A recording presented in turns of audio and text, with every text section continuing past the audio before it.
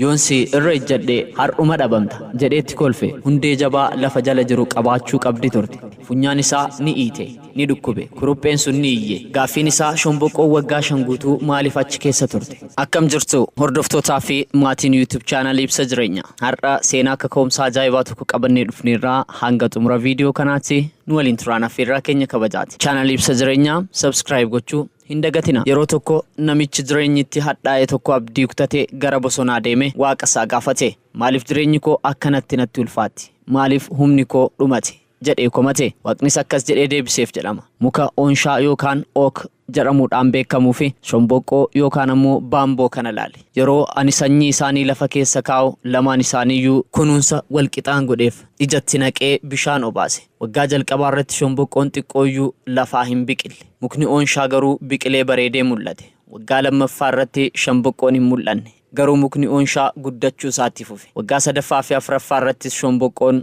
homaa hin agarsiifne haa ta'u malee waggaa shanaffaa irratti shomboqoon xiqqoo tokko lafa keessaa mul'atte waggaa shanaffaa sana keessatti shomboqoon suni baay'ee xiqqoo turte gara meetira 30tti ol fagaattee guddatte gaaffiin isaa shomboqoon waggaa 5 guutuu maaliif achi keessa turte kan jedhu ture waggoottan 5 san hunda keessatti shomboqoon sun hiddoota ishii lafa jalaa gad fageeffattee jabeessaa turte mukni meetira 30 ol dheeratu sun akka hin kufneef hundee jabaa lafa jala jiru qabaachuu qabdi turte atis yeroo qabsoo keessatti dabarsitu hunda jireenya kee gara fuula duraatti tarkaanfachaa waan hin jirre sitti fakkaachuu danda'a garuu yeroo sanitti hiddoota kee gaffageeffachaa jirta obsi kee akkasumas dandeettiin kee guddachaa jira yeroon itti ati akka shomboqoo sanitti ol jettee mul'attu ni dhufa ati morkii kee har'aatiin jabaataa jirta malee laaffataan jirtu inni har'a si rakkisu bor akka dhaabbattuuf jabina siif ta'a barumsi gurguddaan asirraa baran hordoftoota chaanaalii keenya guddina namoota biraa waliin wal of hin dorgomsiisina yeroon keessan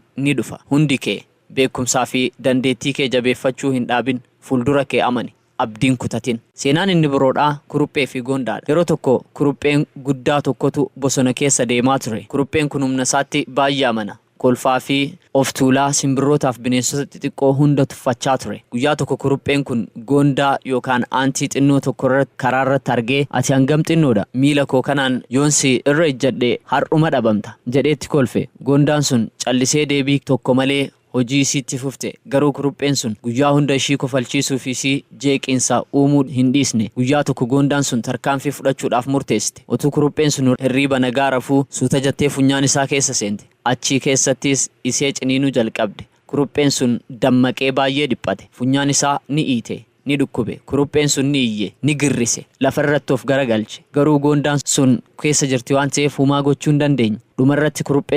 kurupheen sun abdii kutee akkas jedhe maaloo na dhiisi na dhukkubaa jira na oolchi goondaan sun suuta jettee keessaa baatee achiis akkas jetteetti himte guddaas ta'e xinnoo hundi keenya jireenya kana keessatti bakka qabna humna keenyatti amannee warra kaan tuffachuun sirrii miti kurupheen sun sana booda bineensa kamiyyuu tuffachuu dhiisee kabajaan jiraachuu jalqabe barumsi seenaa kanarraa barannu xinnoo jettee of hin tuffatin ati arra humna yookaan ammoo qabeenya xiqqaas yoo qabaatte dandeettii addunyaa kana jijjiiru of keessaa qabda namoota si tuffataniif hin mufatin akkuma goondaa sanaa obsaan hojii kee hojjedhu guyyaan ati eenyummaa keetti agarsiiftu ni dhufa humna kee beeki humna jechuun guddina qaamaa qofaa miti gara kutannoo fi sammuu dandeettii qabudha hordoftootaa fi maatiin YouTube chaanaalii Ibsa Jireenyaa seenaawwan kaka'umsaa har'aaf qabanne kanumaan goolabna seenaa biraatiin walitti deebina warreen haaraa taatan subscribe gochuu hin dagatinaa like share tuqaa galatooma